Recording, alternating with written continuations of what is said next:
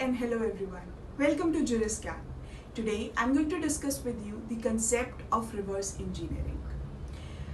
अब reverse engineering law के लिए थोड़ा सुनने में अजीब लगता है. But our traditional approach is that we open a bare act, we study the history, we study the preamble, sections, amendments, and then case laws. This traditional approach is good for a judicial aspirant, but for cracking LLM or UGC NET, you need to shift your approach a little. Now, reverse engineering is a concept which is used to break down a particular machinery.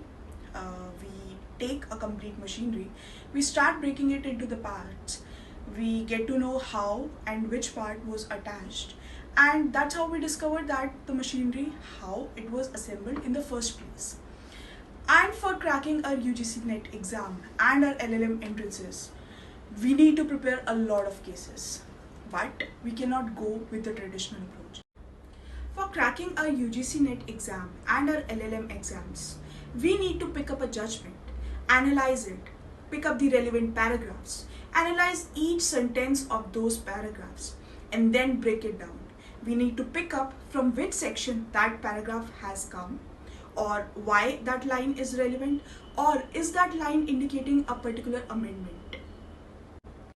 And after analyzing this, we will get a perfect blend जहाँ पे आपको मिलेगी एक relevant judgment, उसका relevant part, किस section से वो relate करती है वो, the legislation that is relevant, any particular amendment that is relevant for it, and the names of justice who gave favor for that particular judgment or who opposed it.